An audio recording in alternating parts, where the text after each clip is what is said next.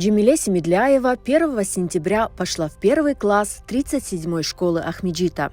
Родители хотели, чтобы дочь обучалась на родном языке, и за несколько месяцев до учебного года обратились в администрацию школы. Начали этот процесс где-то, наверное, в мае. Потом в июне, то есть в мае нам сказали придите в июне сказали придите в июле. Стандартная процедура, вот это бортование так называемого. По итогу в середине где-то августа, когда уже списки, по их словам, были закрыты, мы пришли уже вместе с женой и начали, сели и конкретно начали убеждать директора школы, чтобы открыли крымско-татарский класс. Отговорок была масса. Первое — это то, что вообще никто не писал заявление на крымско-татарский класс, вы будете одни в своем классе. Отговорки были, что нет помещения, мы же говорили, что нет преподавателя. Родителям Джемиле даже не давали необходимый бланк заявления, но они были непреклонны в своем решении. Директор, видать, понял, что назад дороги нет, и все равно мы будем этого добиваться. Директор школы согласилась. Сказала, что вы же поможете нам открыть этот класс, вы поможете найти людей.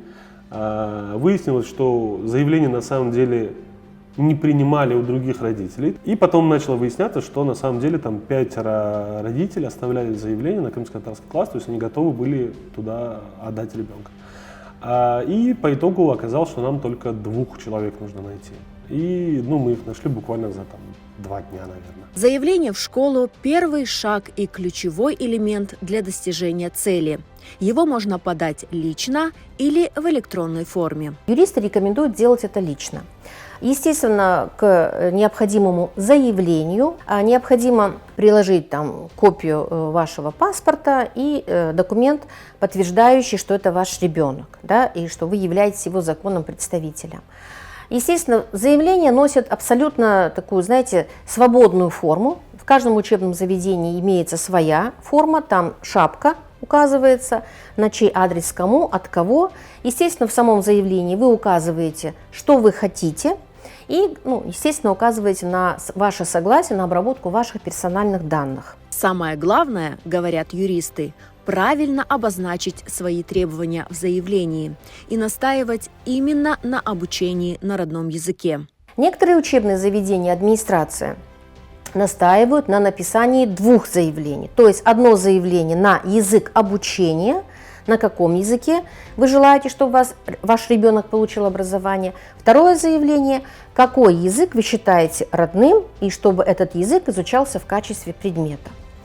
Это очень важный момент, поскольку администрация образовательных учреждений, я имею в виду в данном случае это школы, отбирает подобное заявление при поступлении в 1 класс, то есть при приеме в 1 класс, это начальная форма обучения, при окончании начальной формы, при переходе в 5 класс по 9 класс, это будет основная форма обучения.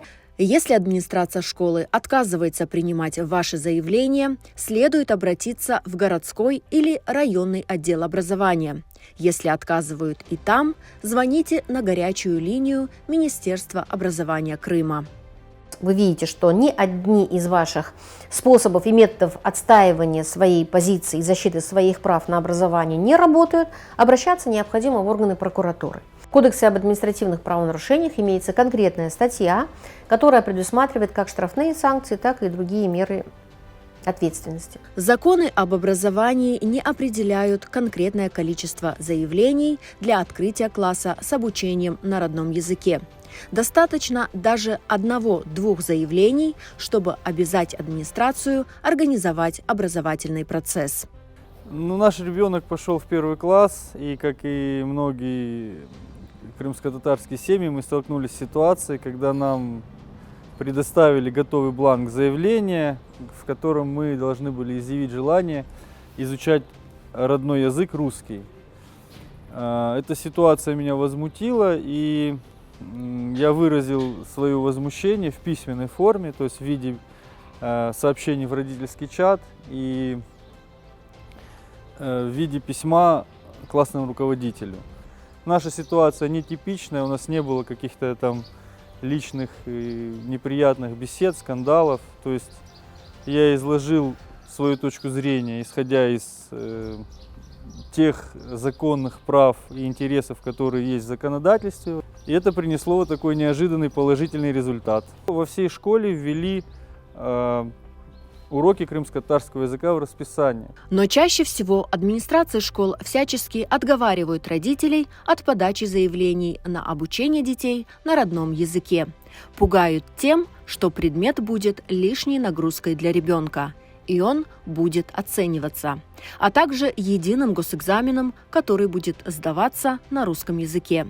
Важно помнить главное – учиться на родном языке – законное право ваших детей.